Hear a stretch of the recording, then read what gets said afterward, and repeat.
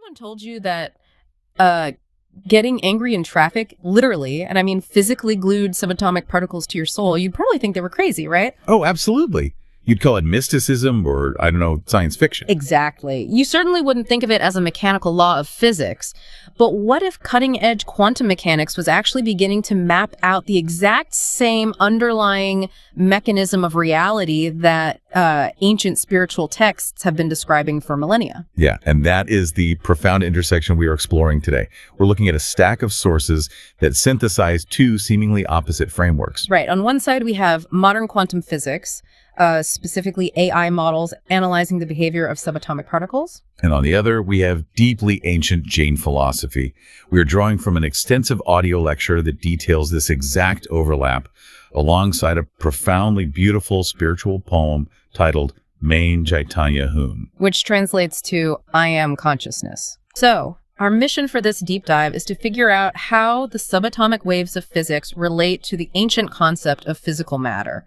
You know, how our moment-to-moment perceptions literally shape our physical future. Right. And ultimately, how a formless soul navigates its way out of this physical trap toward total liberation. Okay, let's unpack this by starting with the physical reality we find ourselves in. Sounds good.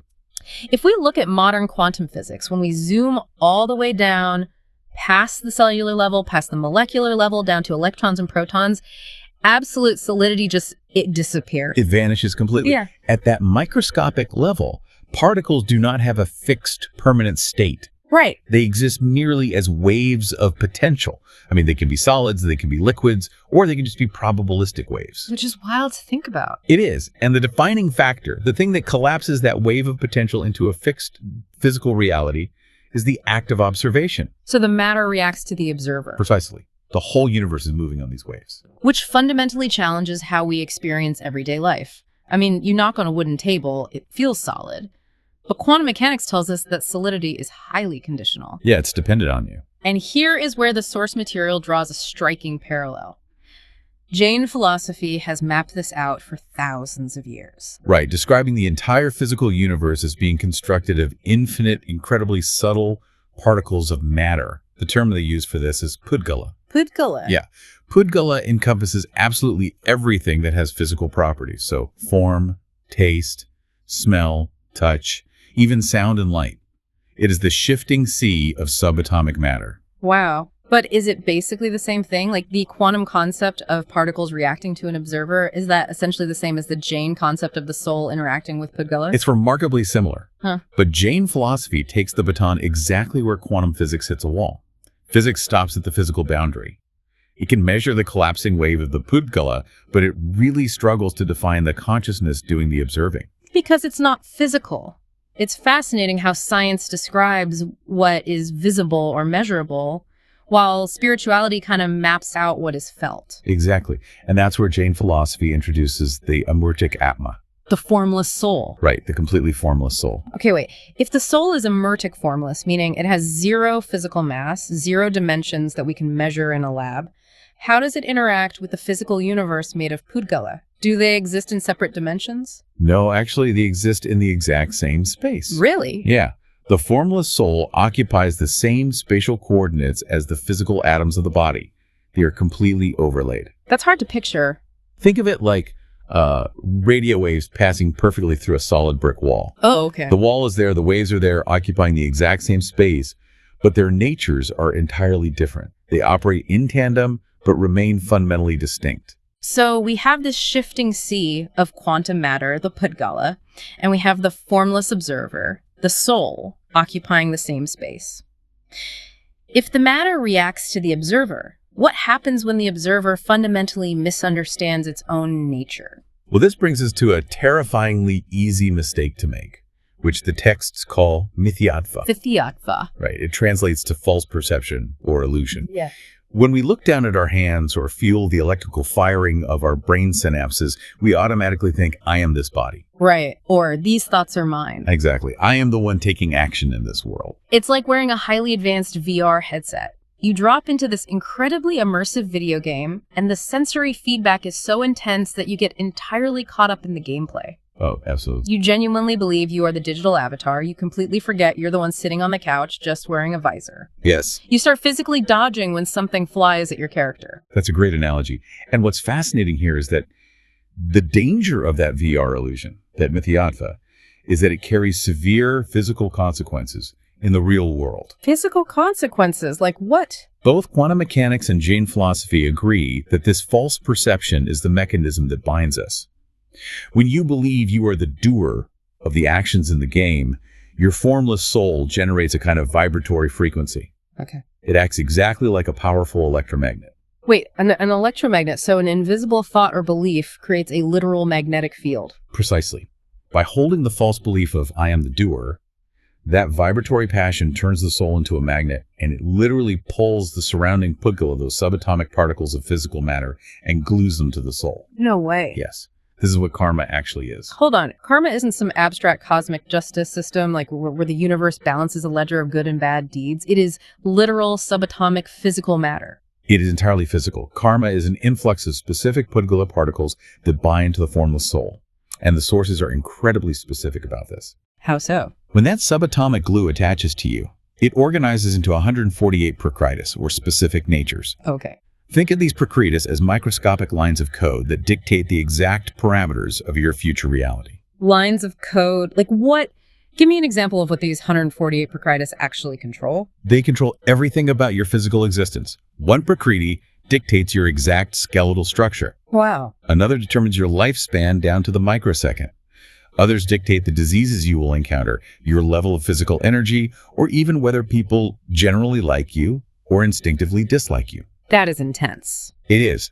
You are actively building the prison walls of your future reality, atom by atom, simply by holding on to the false identity that you are the avatar.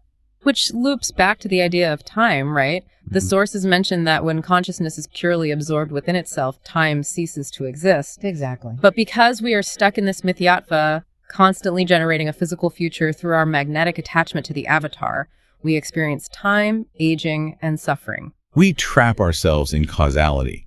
Because we believe we are the doer, we bind the karma. Because we bind the karma, we experience the delayed physical effects of that karma. And that delay is what we perceive as time. Exactly. Okay, the mechanics of this are terrifying. If my belief that I am the doer is the electromagnet pulling all this heavy physical karma toward me, how do I turn the magnet off? How do we take the VR headset off and stop generating this reality? The entire mechanism of liberation relies on shifting from mithyatva, the false perception, to samyaktva. Samyaktva, the right perspective. Yes. You have to consciously shed the roles of the doer, which the texts call kartatva, and the enjoyer of the physical world, known as bhaktatva. Okay, so if I'm not the doer or the enjoyer, what am I? You must transition to simply being the Janwal, the one who observes. But the consequences of the game I've been playing are still playing out. I mean, I still have old karma glued to me from decades of acting like the avatar. That past karma is still going to materialize, right?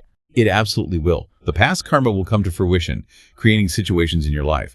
But this influx happens on two distinct levels that we need to separate. Okay, what are they? First, there is palv ashrav. This is the invisible emotional reaction, the thought in your mind, like the flash of anger when someone cuts you off, or the intense craving for a piece of cake. So Pav Ashrav is the internal emotional trigger. Correct. And the moment that emotional trigger happens, it immediately causes Dravya Ashrav. And Dravya Ashrav is? The literal physical influx of new karmic pudgala particles rushing in to stick to your soul because of that emotion. Got it. The Pav is turning on the electromagnet. The Dravya is the iron filings flying across the room and sticking to it. Oh, that distinction makes so much sense. So achieving samyaktva, the right perspective, means short-circuiting that process. Exactly. When a situation arises from past karma, instead of reacting with attachment or ownership, which the texts call mamatvar, you just view it as a completely automatic process, a swatchlet mechanism. You've got it. And this is where the poem Main Chaitanya Hun serves as a practical guide. It contains a beautiful line, Gyan Upyog Hailakshan Mera. What does that translate to? It means the ultimate true characteristic of the soul is simply the application of knowledge, just knowing, just observing without interfering. Okay, here's where it gets really interesting, but also incredibly difficult. I have a major issue with this on a practical level. Go on. It sounds beautiful in a poem, but let's apply this to the real world.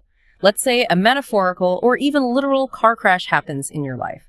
You get fired from your job, you lose your savings, or you get diagnosed with a terrible illness. Right.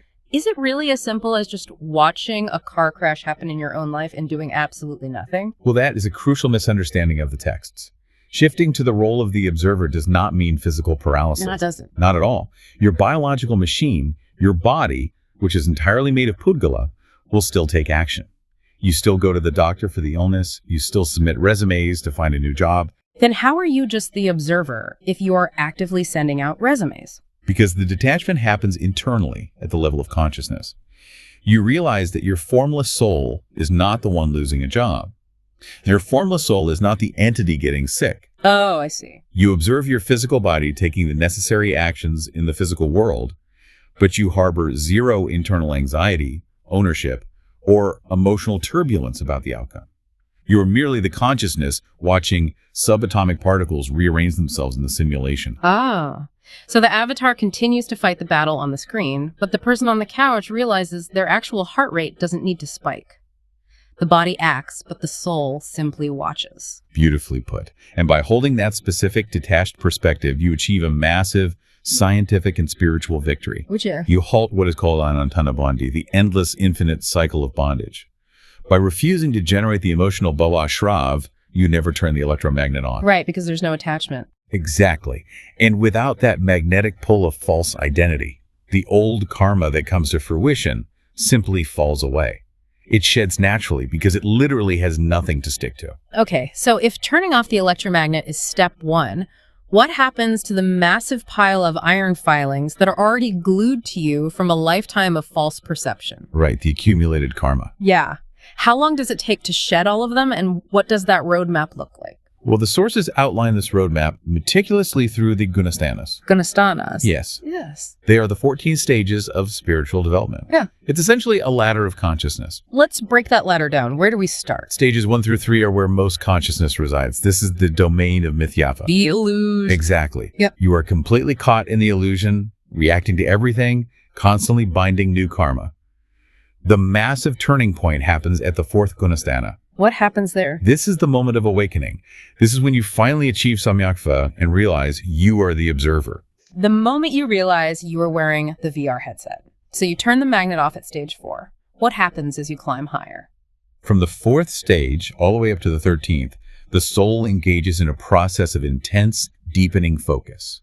It continuously marinates in the reality of the constant, indestructible self. The poem captures the mantra of this climb perfectly. Ajar Amar Avinashi Bastrufai Hun. Meaning, I am unaging, immortal, and indestructible. I am the constant. Yes. Furthermore, the soul realizes it is Sukshanti or Anant Gunwal, full of joy, profound peace, and infinite qualities. Wow. And as consciousness absorbs deeper into this truth, the layers of heavy, destructive subatomic karma rapidly burn off.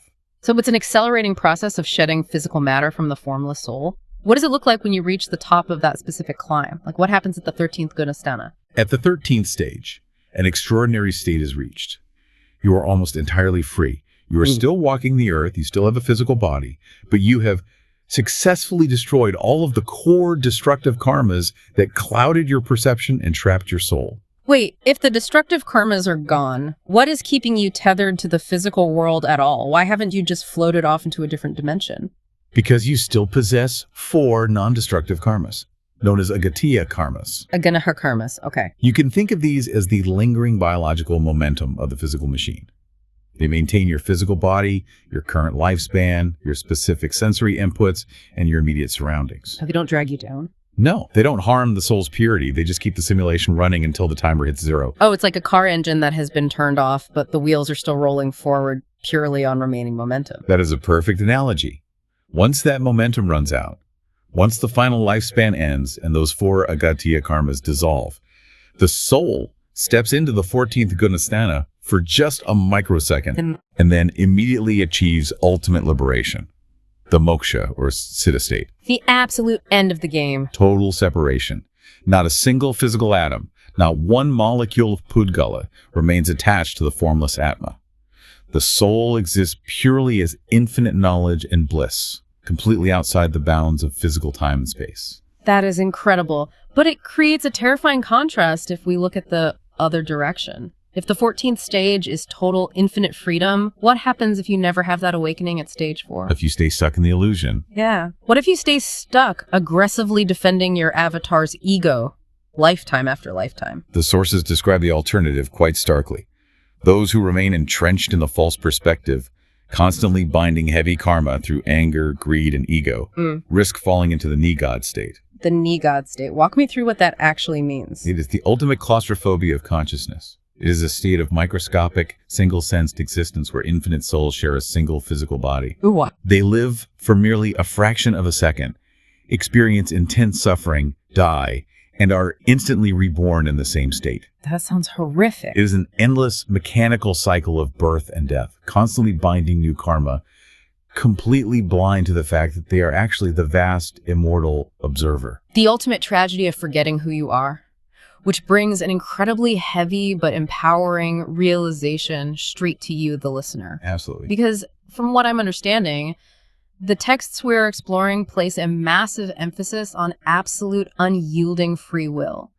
According to this framework, every single soul is completely independent. Yes. No deity, no external force, no twist of fate can force you into the false perspective of the Negod state.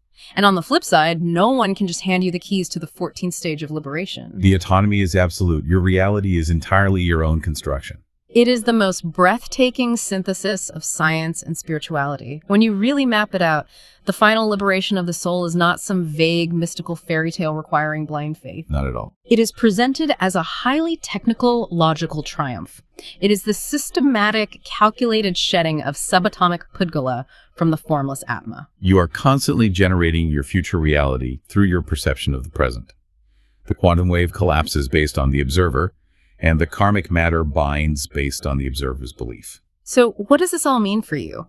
Think about the very real physical power you possess right now. If you are sitting in traffic, late for work, or prepping for a high-stakes meeting, you have a mechanical choice to make about your reality. Every single moment. You can put the VR headset firmly on, let your heart rate spike, become the frantic doer, and physically bind those heavy karmic atoms to your soul, guaranteeing future turbulence. Or you can take a breath. You can step back. Exactly. You can choose to be the peaceful observer, the Jane Weil, the consciousness that simply watches the biological machine navigate the waves. Remaining the constant, indestructible self amidst the shifting matter. Which leaves us with a truly staggering thought to mull over. If our consciousness is actually powerful enough to transcend time and literally halt the binding of subatomic particles to our soul simply by shifting how we perceive a moment, could it be that our ultimate, most untapped superpower isn't our ability to hustle or act or force our will upon the world, but simply our capacity to do absolutely nothing but perfectly notice?